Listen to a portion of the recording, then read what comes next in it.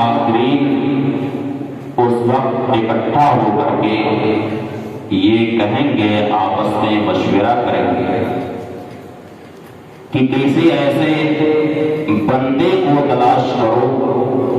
جس کو اللہ کی بارگاہ میں محبوبیت حاصل ہو اور وہ ہمارے لیے شفاعت کرے۔ سبحان اللہ، سبحان اللہ۔ اس وقت سارے اولین و آخرین حضرت آدم علیہ السلام کے پاس جائیں گے،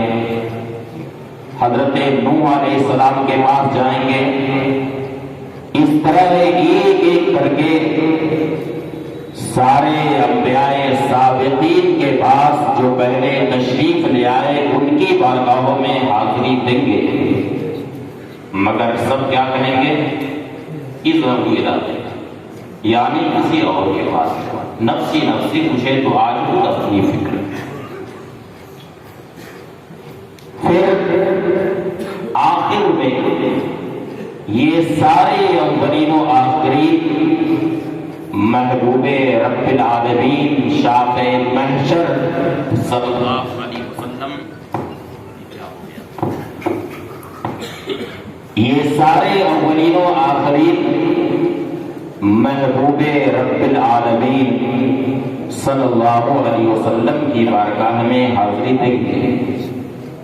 تو اور انبیاء کو اذهبوا الی غیری کہیں گے، مگر ہمارے آقا کریم صلی اللہ علیہ وسلم کہیں گے اللہ،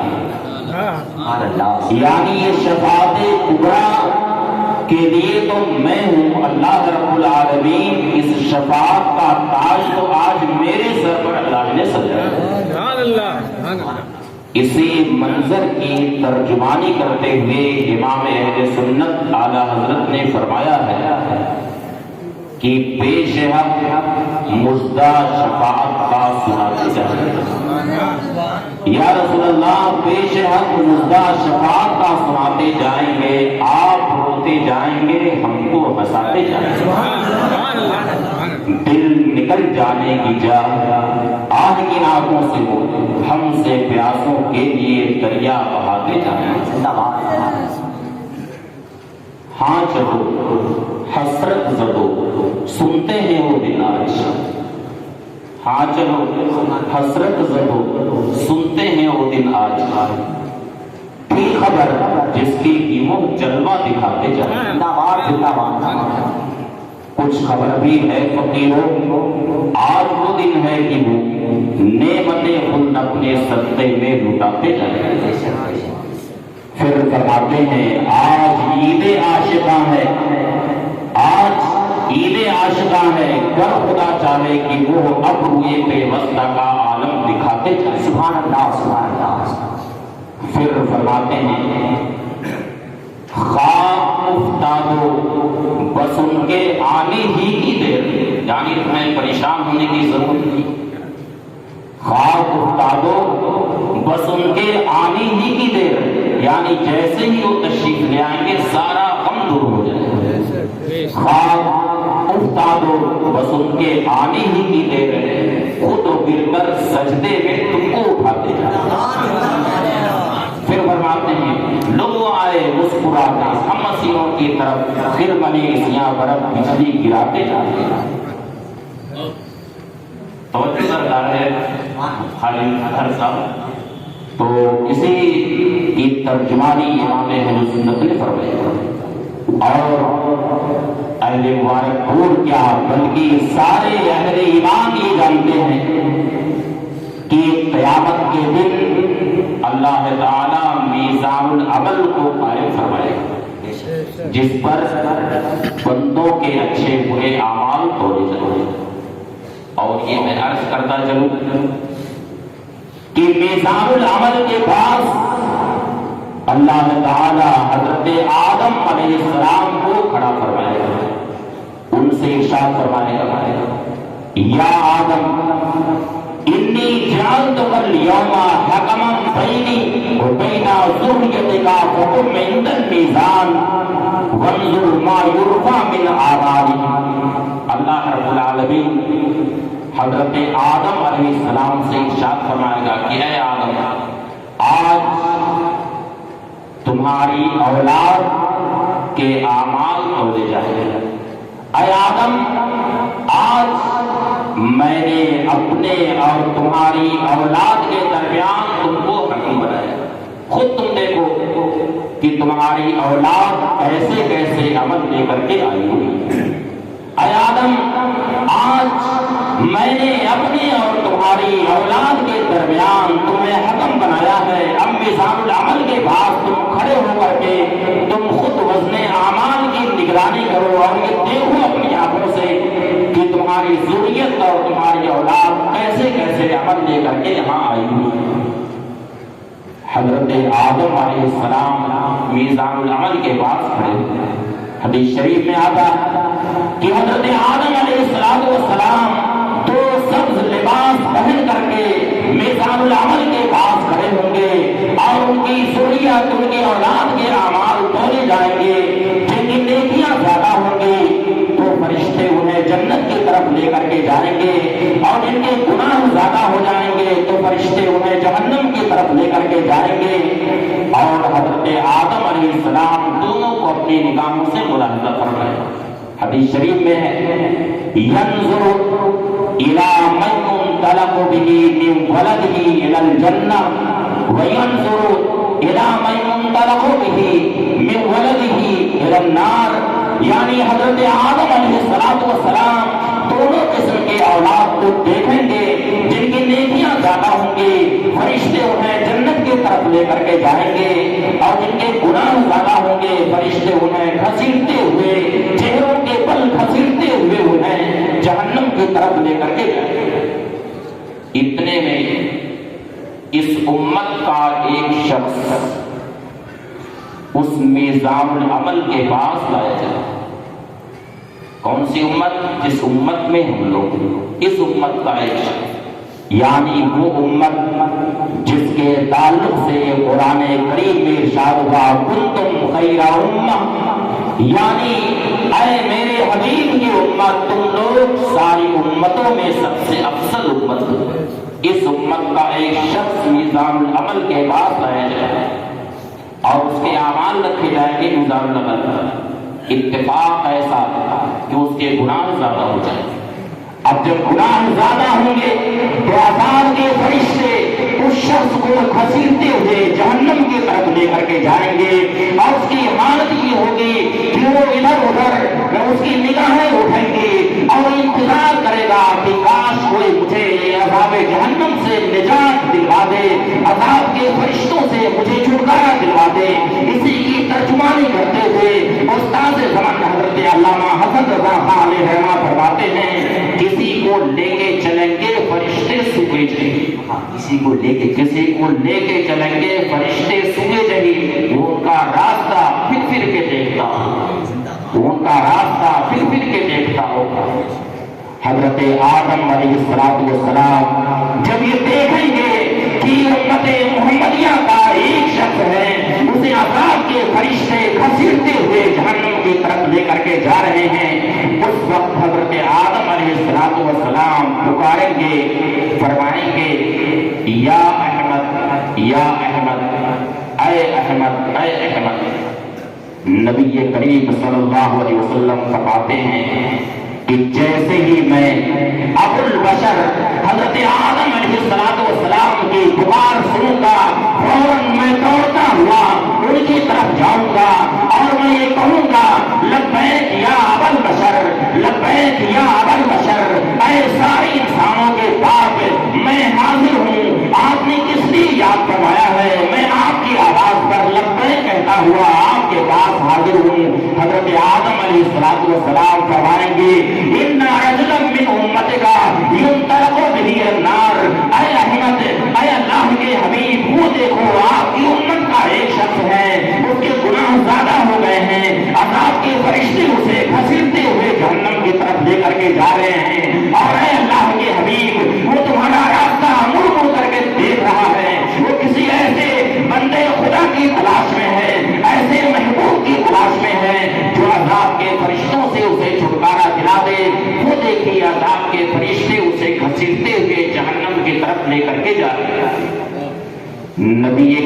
صلی اللہ علیہ وسلم فرماتے ہیں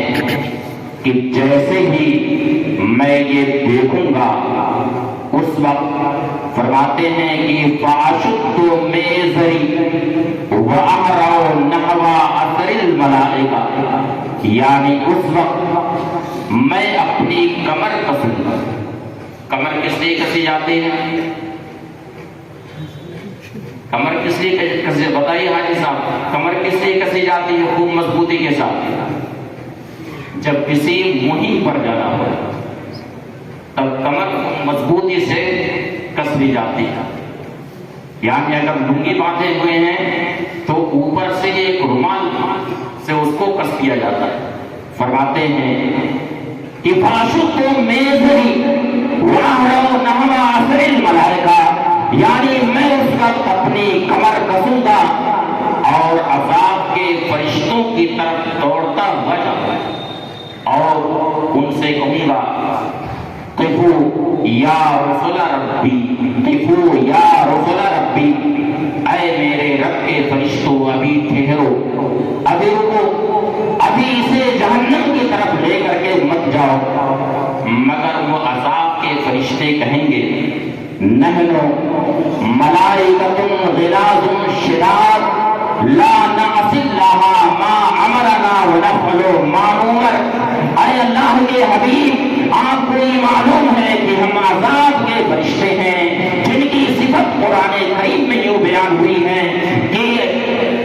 ملائکۃ غلاظ شداد، یعنی ہم بڑے ہی سخت قسم کے فرشتے ہیں، ہم کسی پر رحم نہیں کھاتے ہیں بلکہ اللہ کا جو حکم ہوتا ہے ہم اس حکم کو بجا لاتے ہیں، ہم کسی پر رحم نہیں کھاتے ہیں۔ رب تعالیٰ کا جو حکم ہوتا ہے ہم اسے بجا لاتے ہیں، ہم رب تعالیٰ کے حکم کی نافرمانی نہیں کرتے ہیں، ہم اسے عذاب جہنم کی طرف لے کر کے جائیں۔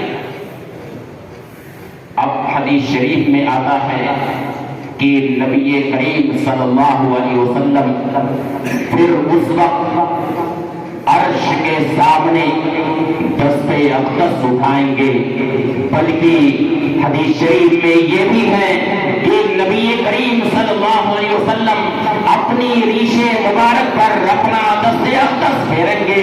اور اللہ کی بارگاہ میں دعا کریں گے، اللہ کی بارگاہ میں عرض کریں گے یا رب قد وعدتنی اللہ تخزینی فی امتی، اے پروردگار تو نے مجھ سے وعدہ فرمایا ہے کہ میری امت کے بارے میں تو مجھے رسوا نہیں فرمائے گا، اے پروردگار تو نے مجھ سے یہ وعدہ فرمایا ہے کہ میری امت کے بارے میں اے پروردگار تو مجھے رسوا نہیں فرمائے گا۔ مسلم شریف کی حدیث ہے، سیدنا عبداللہ ابن عمرو رضی اللہ تعالیٰ عنہ اس حدیث شریف کے راوی وہ فرماتے ہیں کہ ایک بار نبی کریم صلی اللہ علیہ وسلم قرآن کریم کی اس آیت کریمہ کی تلاوت فرما رہے ہیں، ان تعذبهم فإنهم عبادك وإن تغفر لهم فإنك أنت العزيز الحكيم۔ اس آیت کریمہ کی تلاوت فرما رہے ہیں، یعنی اے پروردگار اگر تو اپنے بندوں کو عذاب دے، انہیں عذاب میں مبتلا فرمائے تو یہ تیرے ہی بندے، ان میں اتنی شدت نہیں ہے کہ تیرے عذاب سے بچ سکیں، تو انہیں عذاب دینا چاہے تو یہ عذاب سے نہیں بچ سکتے، یہ تیرے بندے ہیں۔ وَإِن تَغْفِرْ لَهُمْ فَإِنَّكَ أَنْتَ الْعَزِيزُ الْحَكِيمُ، اور اے پروردگار اگر تو اپنے نافرمان بندوں کو بخش دے، ان کی مغفرت فرما دے تو تو عزت والا حکمت والا۔ حدیث شریف میں ہے، صحیح مسلم شریف کی حدیث ہے کہ نبی کریم صلی اللہ علیہ وسلم اس آیت کریمہ کی تلاوت فرما رہے تھے اور نگاہ نبوت اشکبار تھی، نبی کریم صلی اللہ علیہ وسلم رو رہے تھے، نگاہ نبوت سے آنسو کی جھڑی موتیوں جیسے آنسو جاری تھے، اور نبی کریم صلی اللہ علیہ وسلم کی زبان اقدس پر یہ جملہ جاری تھا، اللہم امتی امتی، یا اللہ میری امت کو تو بخش دے، میری امت کی مغفرت فرما دے۔ بلکہ نسائی شریف کی حدیث میں تو یہاں تک آتا ہے کہ پوری رات نبی کریم صلی اللہ علیہ وسلم قیام کی حالت میں اس آیت کریمہ کی تلاوت فرماتے رہے اور نگاہ نبوت اشکبار تھی، نبی کریم صلی اللہ علیہ اللہ علیہ وسلم کی آنکھوں سے آنسو جاری تھا اور سرکار علیہ السلام کی زبان پر یہ دعائیہ جملہ جاری تھا، اللہم امتی امتی، یا اللہ تو میری امت کو بخش دے، میری امت کی مغفرت فرما دے، میری امت پر رحم فرما۔ نگاہ نبوت اشبار تھی، موتیوں جیسے آنسو جاری تھے۔ اللہ رب العالمین نے حضرت جبریل امین کو حکم دیا، یا جبریل اذهب الى محمد صلی اللہ علیہ وسلم۔ ایک چیز ہم آپ لوگوں سے عرض کر دیں، اہل مبارک پور، خاص طور سے مبارک پور والوں کی اتنی قربانیاں ہیں دین کی تبلیغ و اشاعت میں، جامعہ شفیہ جو اہل سنت کا ایک عظیم قلعہ اور اہل سنت کی جہاں سے علم دین کی شعائیں پوری دنیا میں اس وقت بکھر رہی ہیں۔ اہل مبارک پور اگر یعنی جو عام طور سے بالکل ظاہر چیزیں ہیں، اہل مبارک پور کے علم میں ضرور وہ چیز رہی جائے۔ جب نبی کریم صلی اللہ علیہ وسلم کا نام پاک لیا جائے تو صلی اللہ علیہ وسلم ضرور۔ ابھی میں نے کیا کہا، اذهب الى محمد صلی اللہ علیہ وسلم، تو نبی کریم صلی اللہ علیہ وسلم اس آیت کریمہ کی تلاوت فرما رہے تھے، ان تعذبهم فانهم عبادك وان تغفر لهم فانك انت العزیز الحکیم۔ اور نگاہ نبوت اشبار تھی، نبی کریم صلی اللہ علیہ وسلم رو رہے تھے اور سرکار کی زبان اقدس پر یہ دعا جاری تھی، اللہم امتی امتی، اے پروردگار میری امت کی مغفرت فرما دے، میری امت پر رحم فرما۔ اللہ رب العالمین نے جبریل امین سے کہا، یا جبریل اذهب الى محمد صلی اللہ علیہ وسلم وربک عالم وسلہ ما یبکیہ، یعنی اے جبریل ابھی تم فوراً میرے حبیب کی بارگاہ میں حاضر ہو جاؤ، اگرچہ تمہارا رب خوب جانتا ہے کہ میرا حبیب کیوں رو رہا ہے، میرے حبیب کی آنکھوں سے آنسو کیوں جاری ہے، میرے حبیب کی آنکھیں کیوں اشکبار ہے، تمہارا رب اگرچہ باخبر ہے مگر پھر بھی اے جبریل میرے حبیب کی بارگاہ میں بھی فوراً تم حاضر ہو جاؤ اور میرے حبیب سے پوچھو کہ اے اللہ کے حبیب کیوں رو رہے ہیں، آپ کی آنکھیں کیوں اشکبار ہیں، آپ کی نگاہوں سے آنسو کیوں جاری ہیں۔ جبریل امین حکم الہی سے نبی کریم صلی اللہ علیہ وسلم کی بارگاہ میں حاضر ہوتے ہیں اور عرض کرتے ہیں کہ اللہ کے حبیب، اللہ رب العزت کا یہ فرمان ہے کہ اے جبریل امین تم میرے حبیب کی بارگاہ میں حاضر ہو جاؤ، اگرچہ آپ کا رب باخبر ہے مگر اللہ کا حکم ہے اس لیے میں آپ کی بارگاہ میں حاضر ہوا ہوں۔ اے اللہ کے حبیب ذرا یہ بتائیں کہ آپ کی آنکھیں کیوں اشکبار ہیں، نگاہ نبوت سے آنسوں کی جھڑی کیوں جاری ہے۔ نبی کریم صلی اللہ علیہ وسلم نے ارشاد فرمایا، یعنی سرکار علیہ السلام جو دعا فرما رہے تھے اس کے تعلق سے ارشاد فرمایا،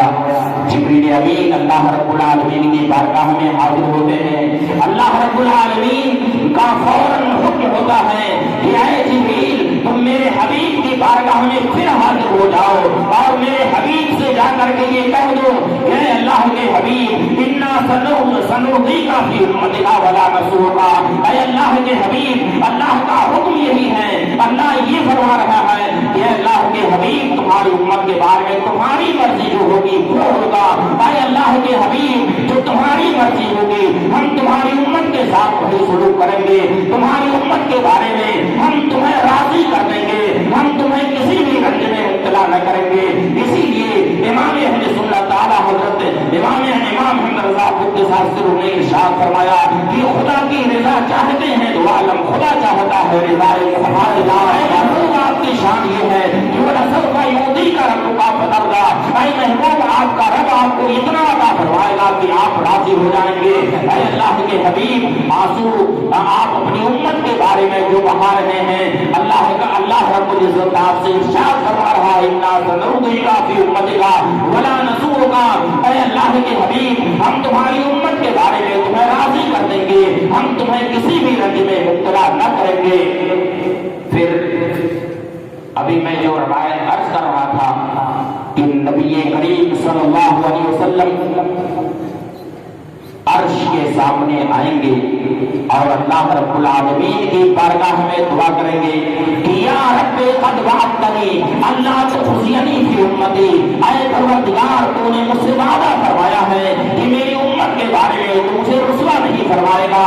چنانچہ جیسے ہی نبی کریم صلی اللہ علیہ وسلم اللہ کی بارگاہ میں یہ دعا کریں گے، فوراً ندا آئے گی کہ اطیعوا محمدا وردوا ھذا الرجل الی المقام، اے اہل محشر آج محمد رسول اللہ کے حکم کی اطاعت کرو، آج جو وہ کہیں گے وہ ہوگا، دکھائی جائیں گے محشر میں شان محبوبی، کیا بھی کی خوشی آپ کا کہاں ہوگا؟ اور یہ ندا آئے گی اطیعوا محمدا، آج محمد رسول اللہ کے حکم کی اطاعت کرو، وردوا ھذا الرجل الی المقام، اور اس شخص کو واپس وہیں پر لے جاؤ جہاں پر یہ شخص پہلے تھا۔ سبحان اللہ۔ تو حدیث شریف میں ہے کہ نبی کریم صلی اللہ علیہ وسلم کاغذ کا ایک ٹکڑا نکالیں گے اور میزان العمل میں نیکیوں کے پلے پر اس ٹکڑے کو رکھ دیں گے۔ جیسے ہی نیکیوں کے پلے پر وہ ٹکڑا رکھا جائے گا، فوراً نیکیوں کا پلہ بھاری ہو جائے گا اور اہل محشر سے مبارکباد کی صدائیں بلند ہوں گی کہ فلاں سیدہ جلد ہو، یعنی فلاں شخص کامیاب ہو گیا، فلاں شخص کو عذاب جہنم سے نجات مل گئی۔ اس کے بعد جنت کے فرشتے پھر اسے جنت کی طرف لے کر کے جائیں گے، مگر وہ شخص ابھی جنت میں جانے کو تیار نہیں ہے۔ اگر جنت میں کسی کو یہ نعمت ملے تو بولیے فوراً جنت میں جائیں گے کہ کیسے کیسے، تو عذاب جہنم سے چھٹکارا ملا ہے، اب جنت کے فرشتے لے جائیں تو فوراً جانے کو تیار ہو گیا، مگر وہ شخص ابھی جنت میں نہیں جائے گا۔ ان فرشتوں سے کہے گا قفوا یا رسول ربی حتی اسأل ھذا العبد الکریم علی ربی، یعنی اے میرے رب کے فرشتوں ابھی ٹھہرو، میں ذرا یہ جو محبوب رب العالمین ہیں جنہیں رب تعالیٰ کی بارگاہ میں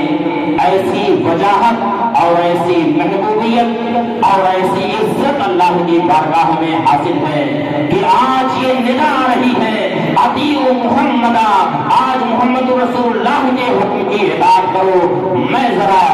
ان سے ہم کلامی کا شرف حاصل کرنا چاہتا ہوں،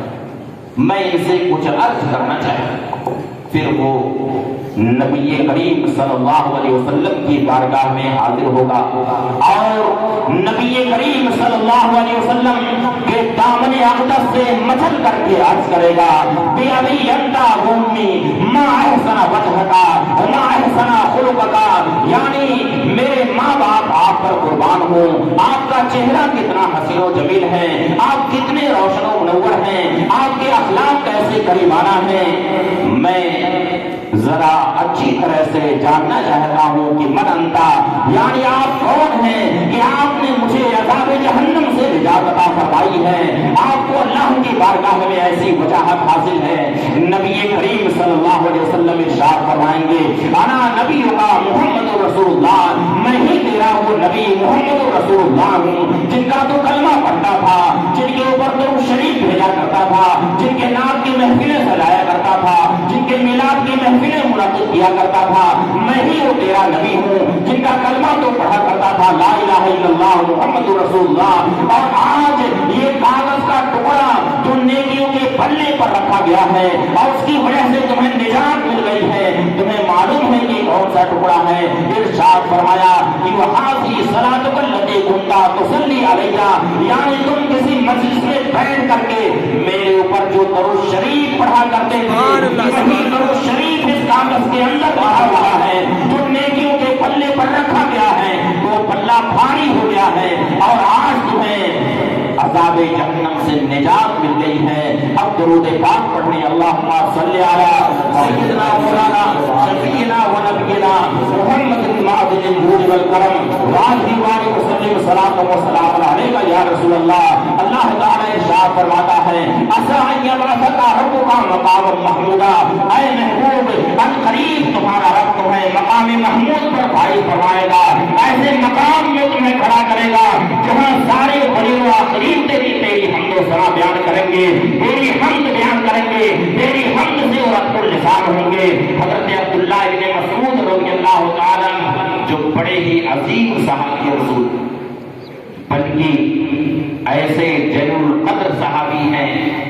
کہ انہیں افقہ الصحابہ بعد الخلفاء راشدین کہا جاتا ہے، یعنی خلفاء راشدین کے بعد سارے صحابہ میں سب سے بڑے عالم، سب سے بڑے فقیہ حضرت عبداللہ ابن مسعود رضی اللہ تعالیٰ۔ ان سے اس آیت کریمہ کے تعلق سے پوچھا گیا کہ یہ جو آیت کریمہ ہے عسیٰ ان یبعثک ربک مقاما محمودا، کیا محبوب تمہارا رب عنقریب تمہیں مقام محمود پر فائز فرمائے گا۔ یہ مقام محمود کیا ہے؟ سیدنا عبداللہ بن مسعود رضی اللہ تعالی عنہ نے فرمایا کہ یجلسہ اللہ تعالی علی العرش، یعنی قیامت کے دن اللہ تعالی اپنے حبیب صلی اللہ تعالی علیہ وسلم کو عرش پر بیٹھائے۔ کہاں بیٹھائے گا؟ عرش پر۔ نبی کریم صلی اللہ علیہ وسلم جلوہ گر ہوں گے، اسی لیے امام اہل سنت تعالی حضرت امام احمد رضا قدس سرہ نے بارگاہ رسالت میں یوں عرض کیا کہ سب سے اعلیٰ و اولیٰ ہمارا نبی، سب سے بالا و اعلیٰ ہمارا نبی، دونوں اپنے مولا کا پیارا ہمارا نبی، دونوں عالم کا دولہ ہمارا نبی، جس کو شایع ہے عرش خدا پر جلوس، جس کو شایع ہے عرش خدا پر جلوس ہے وہ سلطان والا ہمارا نبی۔ میں اس کی تشریح تھوڑا سا کر دوں۔ جلوس کا مطلب ہوتا ہے بیٹھنا۔ کیا مطلب اس کا؟ بیٹھنا۔ ایک جلوس تو وہ ہوتا ہے جو کل انشاءاللہ نکلے گا، اس کو جلوس کہا جاتا ہے۔ اور عربی میں جلوس کا مطلب ہوتا ہے کیا؟ بیٹھنا۔ جلسہ یجلس جلوسن کا معنی بیٹھنا۔ تو جس کو شایع ہے، یعنی جن کے شایان شان، جن کی شان کے لائق یہ ہے کہ وہ عرش الہی پر یعنی اللہ کے عرش پر بیٹھے، تو امام اہل سنت فرماتے ہیں جس کو شایع ہے عرش خدا پر جلوس ہے وہ سلطان والا ہمارا نبی، عرش حق مسند رفعت رسول اللہ کی، دیکھی ہے حشر میں عزت رسول اللہ کی۔ حضرت آدم علیہ السلام، حضرت آدم علیہ السلام کو جب اللہ تعالی نے پیدا فرمایا تو آپ کی کنیت رکھی ابو محمد۔ کیا کنیت رکھی؟ ابو محمد صلی اللہ علیہ وسلم۔ حضرت آدم علیہ السلام کی جب یہ کنیت رکھی گئی تو حضرت آدم علیہ السلام نے اللہ رب العالمین کی بارگاہ میں عرض کیا یا رب لما کنیتنی ابا محمد، اے پروردگار میری کنیت ابو محمد تم نے کیوں رکھی ہے؟ ابو محمد کا اردو میں ترجمہ ہوگا محمد کے باپ۔ جیسے آج بھی ہم لوگوں کے گھروں میں کنیت کا رواج، اگرچہ اس کا ترجمہ کر کے کہتے ہیں، مثلا ایک بیوی اپنے شوہر کا نام لے کر کے عموماً نہیں پکارتی، کیا کہتے ہیں کہ فلاں کے باپ، فلاں کے باپ، فلاں کے ابا، کہتی ہے کہ نہیں کہتی؟ کہتی ہے نا فلاں کے ابا۔ تو یہ اسی کنیت ہی کی قسم ہے۔ تو حضرت آدم علیہ السلام کی کنیت اللہ تعالیٰ نے رکھی ابو محمد۔ جب یہ کنیت ان کی رکھی گئی تو حضرت آدم علیہ السلام نے اللہ رب العالمین کی بارگاہ میں عرض کیا یا رب لما کنیتنی ابا محمد، اے پروردگار تو نے میری کنیت ابو محمد کس وجہ سے رکھی، اس میں کیا حکمت؟ اللہ تعالیٰ نے حضرت آدم علیہ السلام سے فرمایا یا آدم ارفع راسک، اے آدم ذرا اپنا سر اٹھاؤ، اپنا سر اٹھاؤ۔ جیسے ہی سر اٹھاؤ گے تمہیں اس کی وجہ معلوم ہو جائے گی، تمہیں اس کی حکمت معلوم ہو جائے گی کہ تیری کنیت ابو محمد کیوں رکھی گئی ہے۔ حضرت آدم علیہ السلام نے اپنا سر اٹھایا تو المواہب الدنیا میں امام قسطلانی فرماتے ہیں کہ فرآ نور محمد صلی اللہ علیہ وسلم فی سراج العرش، یعنی حضرت آدم علیہ السلام نے جیسے ہی اپنا سر اٹھایا تو نور محمدی صلی اللہ علیہ وسلم کو عرش پر جلوہ کر دیکھا۔ سبحان اللہ، کہاں دے گا؟ عرش پر جمع کر دے گا۔ بلکہ جو روایتوں میں الفاظ ہے کہ فی سرادق العرش، یعنی عرش کا جو سرا پردہ تھا، سرا پردہ ہے، پورے سرا پردہ پر نور محمدی صلی اللہ علیہ وسلم جلوہ گر تھا۔ تو حضرت آدم علیہ السلام نے عرش پر نور محمدی صلی اللہ علیہ وسلم کو جلوہ گر دیکھا، تو اللہ تعالیٰ سے حضرت آدم علیہ السلام نے سوال کیا، اللہ سے عرض کیا، یا رب ما ھذا النور، اے پروردگار یہ کیسا نور ہے جو عرش پر جلوہ گر ہے؟ یہ کیسا نور ہے جو عرش کے سرا پردہ پر جلوہ گر ہے؟ اللہ تعالیٰ نے حضرت آدم علیہ السلام سے ارشاد فرمایا، یا آدم ھذا نور نبی من ذریتک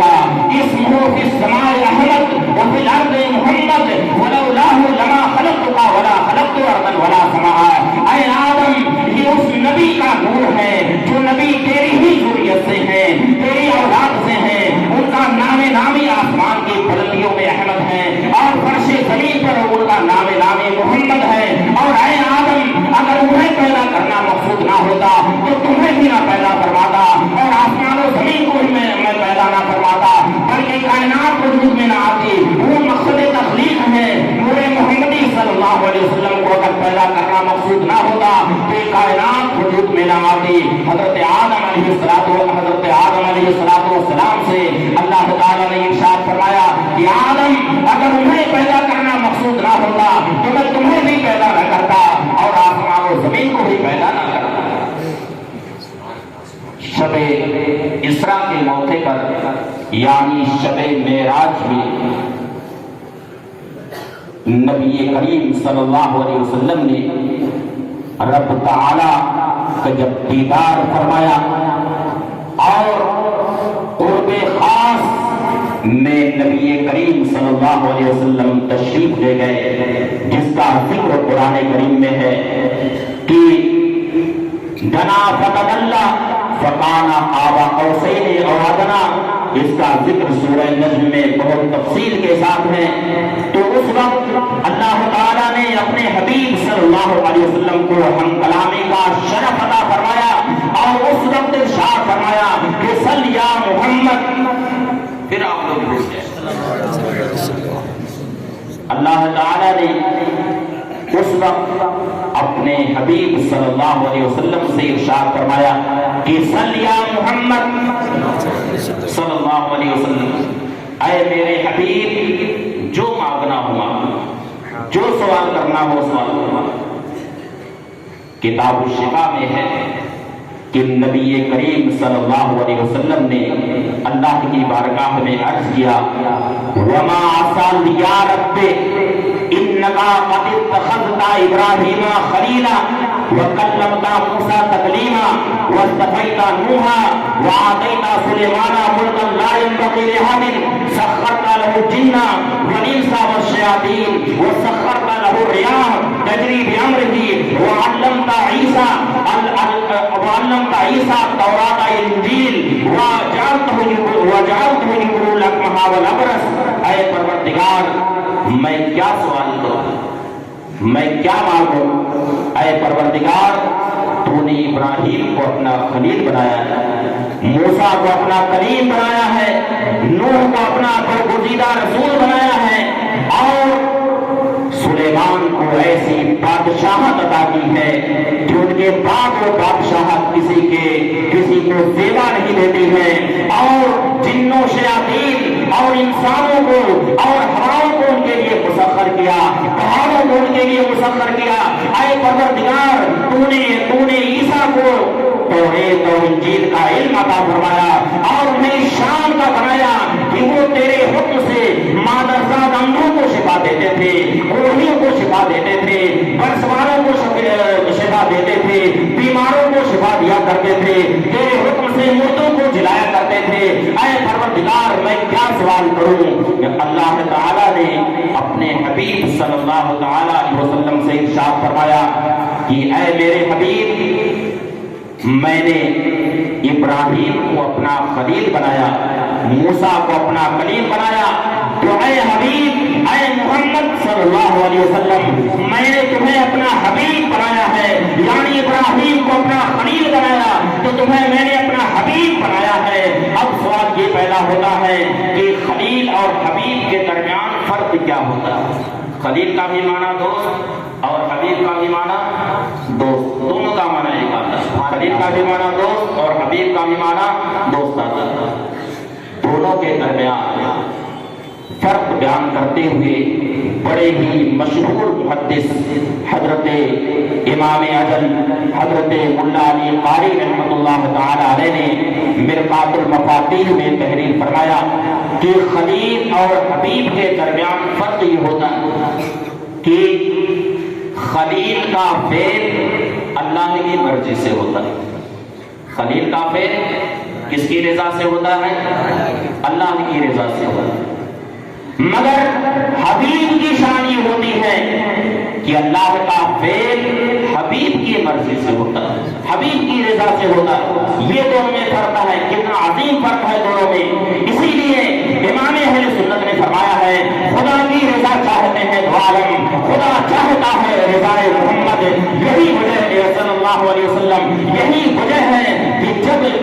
16 یا 17 مہینے تک مدینہ طیبہ ہجرت کرنے کے بعد نبی کریم صلی اللہ علیہ وسلم بیت المقدس کی طرف رخ انور کر کے نماز ادا فرما رہے تھے، اس وقت نبی کریم صلی اللہ علیہ وسلم کی مرضی یہ تھی کہ قبلہ بدل دیا جائے اور قبلہ کعبہ اطہر کو بنا دیا جائے۔ چنانچہ اسی انتظار میں بار بار چہرے انور آسمان کی طرف اٹھاتے تھے، اور جیسے ہی نبی کریم صلی اللہ علیہ وسلم نے چہرے انور آسمان کی طرف اٹھایا ہے فوراً اللہ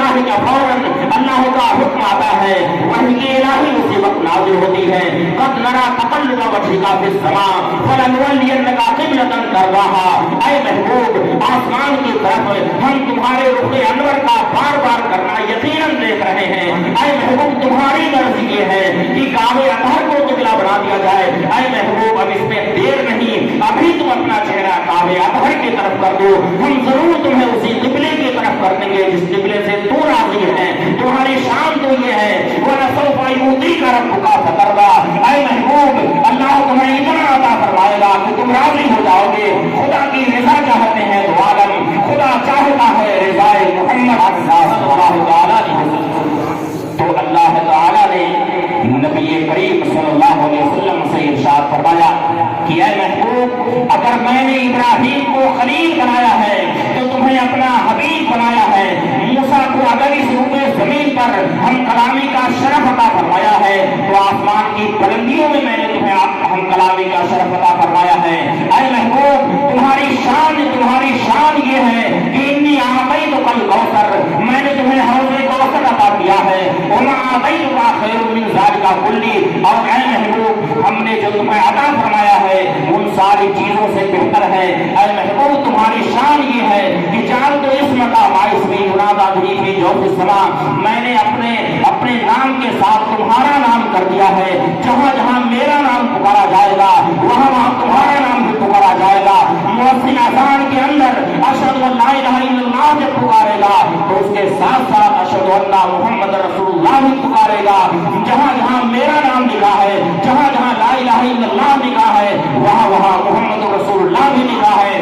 جعل تو اسمک مع اسمی، اے محبوب میں نے اپنے نام کے ساتھ تمہارا نام کر دیا ہے۔ ینادی به فی جوف السماء، فرش زمین پر جہاں جہاں میرا نام پکارا جائے گا وہاں وہاں تمہارا بھی نام لیا جائے گا۔ آسمان کی بلندیوں میں جہاں جہاں میرا نام لیا جائے گا اے محبوب وہاں وہاں تمہارا بھی نام لیا جائے گا۔ اور اے محبوب تمہاری شان یہ ہے کہ میں نے ساری روئے زمین کو تمہارے لیے مسجد بنا دیا ہے، ساری روئے زمین کو میں نے تمہارے لیے مطہر بنا دیا ہے۔ جعلت الارض لک طہورا ومسجدا، میں نے ساری روئے زمین کو تمہارے لیے طہارت اور مسجد بنا دیا ہے۔ اور اے محبوب تمہاری شان تو یہ ہے کہ قد غفرت لک ما تقدم من ذنبک وما تأخر، یعنی اے محبوب تم تو معصوم ہو مگر تمہارے صدقے میں نے تمہاری امت کے اگلے پچھلے گناہوں کو بخش دیا۔ تم تو معصوم ہو، معصوم سے گناہ صادر نہیں ہوتا۔ تو ارشاد فرمایا کہ اے محبوب مگر تمہارے صدقے میں نے تمہاری امت کے اگلے پچھلے گناہوں کو بخش دیا ہے، ان کی مغفرت فرما دی ہے، بے عذاب و کتاب و حساب و کتاب کا عمل اہل سنت پہ نہ ہو سکتا۔ عسا ان یبعثک ربک مقاما محمودا، ان قریب اے محبوب تمہارا رب مقام محمود میں تمہیں کھڑا کرے گا۔ اب ایک بات درود پاک صلی اللہ علیہ وسلم صلاۃ و سلام علیہ یا رسول اللہ صلی اللہ علیہ وسلم۔ بس ایک چیز اور میں عرض کر کے اپنی گفتگو مکمل کر لیتا ہوں، کیونکہ ہمارے مہمان خطیب ہم تو یہاں یہی رہتے ہیں، بار بار ملا شریف وغیرہ میں سنتے بھی رہتے ہیں، اصل تو مہمان خطیب کو سننا۔ ایک چیز اور میں عرض کر کے اپنی گفتگو مکمل کرتا ہوں۔ حضرت آمنہ رضی اللہ تعالی عنہ جو نبی کریم صلی اللہ علیہ وسلم کی والدہ ماجدہ، وہ فرماتی یوں تو جب نبی کریم صلی اللہ علیہ وسلم اس خاکدان گیتی پر تشریف لے آئے تو بہت ساری چیزیں، یعنی بہت سارے قواعد عادات یعنی عادت کے خلاف اور بہت ساری عجیب چیزیں ظہور میں آئی، یہاں تک کہ حضرت آمنہ نے فرمایا کہ ولادت کے وقت خرجا منی نور عذاب منہ قصور الشام، یعنی جب نبی کریم صلی اللہ علیہ وسلم اس خاکدان گیتی پر تشریف لے آئے تو ایسا نور جلوہ گر ہوا کہ حضرت آمنہ نے مکہ میں بیٹھ کر کے شام کے محلات کو اپنی نگاہوں سے ملاحظہ تھا۔ سبحان اللہ، کہاں مکہ مکرمہ اور کہاں شام، کتنا فاصلہ، مگر اس وقت ایسا نور جلوہ گر ہوا کہ اس کی روشنی میں حضرت آمنہ نے مکہ میں بیٹھ کر کے شام کے محلات کو اپنی نگاہوں سے ملاحظہ فرمایا اور فرماتی ہیں کہ اس وقت میں نے 3 اشخاص کو دیکھا، 3 اشخاص، اور وہ تینوں اشخاص ایسے روشن و منور تھے، ان کے چہرے ایسے نورانی تھے۔ حضرت آمنہ فرماتی ہیں کہ ظننت کان الشمس تطلع من خلال وجوہہم، یعنی ایسے روشن چہرے والے تھے کہ مجھے ایسا لگا کہ سورج ان کے چہروں کے درمیان سے دور ہو رہا۔ سوچے کہ کتنا نورانی ان کا چہرہ ہے۔ فرماتی ہیں کہ مجھے ایسا گمان ہونے لگا کہ سورج ان کے چہروں کے درمیان سے دور ہو رہا ہے۔ حضرت آمنہ فرماتی ہیں کہ بیت احدہم ابریق من فضہ، یعنی ان میں سے ایک کے ہاتھ میں چاندی کی چھاگل تھی۔ چھاگل شاید نہ جانتے ہیں، لوٹا تو جانتے ہیں نا، لوٹا تو سب لوگ جانتے ہیں۔ تو فرماتی ہیں کہ ان میں سے ایک کے ہاتھ میں چاندی کی چھاگل تھی، وفی ریح کریہ المسک، اور اس میں مشک کی طرح سے بڑی اچھی خوشبو بھری ہوئی تھی، مشک جیسی خوشبو اس سے آ رہی تھی۔ اور فرماتی ہیں کہ بید آخر تستم من زمرد خضرا، یعنی ان میں دوسرے کے ہاتھ میں ایک تشت تھا، اور تشت کس چیز کا تھا؟ زمرد کا۔ زمرد جس کو کہتے ہیں اسی کا، اردو میں زمرد کہا جاتا ہے، زمرد کا وہ تشت تھا۔ زمرد ایک بڑا ہی نفیس قسم کا ہرا پتھر ہوتا، بہت ہی چمکدار ہرے رنگ کا یہ پتھر ہوتا ہے۔ تو فرماتی ہیں کہ ان میں دوسرے کے ہاتھ میں ایک تشت تھا، زمرد کا، سبز زمرد کا ایک تشت تھا، اور اس تشت کے اندر 4 کونے تھے، 4 کونے والا وہ تشت تھا، اور ہر کونے پر ایک چمکدار موتی رکھا ہوا تھا، ہر ایک کونے پر ایک چمکدار موتی۔ فرماتی ہیں کہ علی کل ناحیۃ منھا برۃ بیضاء، یعنی اس کے ہر گوشے میں، ہر کنارے پر ایک چمکدار موتی تھا جو چمک رہا تھا، پوری تابانی کے ساتھ وہ روشن و منور تھا۔ اس کے بعد وہ شخص اللہ کے حبیب سے کہتا ہے کہ ہی دنیا شرقها وغربها برها بحرها فاقبض یا حبیب اللہ علی اینا من شئت، یعنی اے اللہ کے حبیب یہ ساری کائنات تمہارے سامنے رکھی، یہ ساری کائنات تمہارے سامنے، دنیا کا مشرق مغرب جنوب و شمال سب تمہارے سامنے رکھ دیا،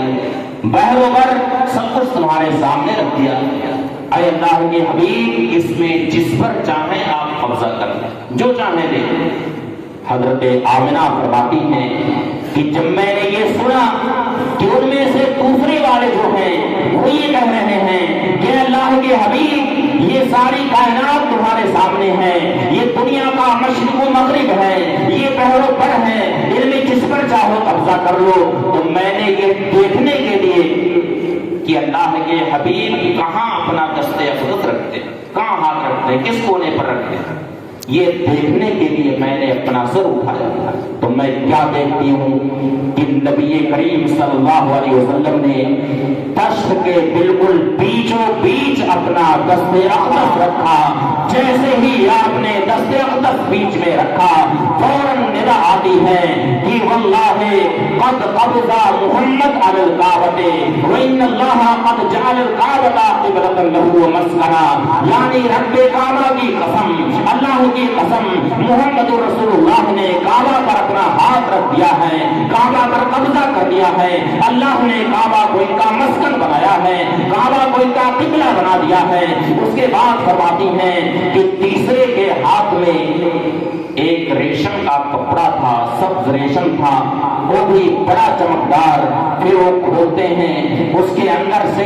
ایک مہر نکالتے ہیں، اور وہ مہر ایسی روشن اور چمکدار کہ اس کے آگے نگاہ نہیں کام کر رہی تھی۔ پھر فوراً جن کے ہاتھ میں تش تھا وہ اس کو اپنے ہاتھ میں، یعنی مہر کو اپنے ہاتھ میں لے لیتے ہیں، پھر چاندی کی چھانگل سے 7 مرتبہ اسے دھوتے ہیں، اور دھونے کے بعد پھر نبی کریم صلی اللہ علیہ وسلم کے دونوں شانوں کے درمیان مہر لگا دیتے ہیں، اور اس کے بعد پھر نبی کریم صلی اللہ علیہ وسلم کو مبارکباد دیتے ہیں، اور نبی کریم صلی اللہ علیہ وسلم سے وہ یہ کہتے ہیں، وہ یہ عرض کرتے ہیں ما بقی لنبی علم الا وقد اوتیتہ، یعنی اے اللہ کے حبیب سارے انبیاء کرام کو جو علم عطا کیے گئے ہیں وہ سارے علوم آپ کو عطا کر دیے گئے ہیں، دیگر انبیاء کرام کو جو فضائل و کمالات عطا ہوئے ہیں وہ سارے فضائل و کمالات اے اللہ کے حبیب اللہ نے تمہاری ذات کے اندر جمع فرما دیا ہے۔ فانت عالمہم، اے اللہ کے حبیب سارے انبیاء میں تمہیں سب سے زیادہ علم اور تمہیں سب سے زیادہ شجاعت اور تمہیں اللہ کی بارگاہ میں جیسی وجاہت، جیسی عزت اور جیسی محبوبیت حاصل ہے، وہ محبوبیت وہ عزت کسی بھی مخلوق کو حاصل نہیں۔ عسیٰ ان یبعثک ربک مقاما محمودا، اے محبوب ارمن قریب آپ کا رب تمہیں مقام محمود میں کھڑا کرے گا، مقام محمود میں تمہیں فائز فرمائے گا، ایسے مقام میں تمہیں کھڑا کرے گا جہاں سارے اولین و آخرین تمہاری حمد کریں گے، تمہاری حمد و ثنا بیان کریں گے، اللہ تمہیں لواء الحمد عطا فرمائے گا، سارے انبیاء کرام لواء الحمد کے نیچے ہوں گے۔ اے محبوب تمہاری شاد یہ ہے وَلَسَوْفَ يُعْطِيكَ رَبُّكَ فَتَرْضَىٰ، اے محبوب تمہارا رب تمہیں اتنا عطا فرمائے گا کہ تم راضی ہو جاؤ گے۔ اب میں انہی جملوں پر اپنی گفتگو مکمل کرتا ہوں۔ دعا ہے اللہ تعالی ہمیں اس کی برکتوں سے شاد کام فرمائے، اور کہنے میں سننے میں کسی بھی طرح سے مجھ سے تعبیری تشریحی کوئی خطا ہوئی ہو میں اس سے توبہ استغفار کرتا ہوں۔ استغفر اللہ ربی من کل ذنب واتوب الیہ، وآخر دعوانا ان الحمد للہ رب العالمین۔ السلام علیکم ورحمۃ اللہ تعالی وبرکاتہ۔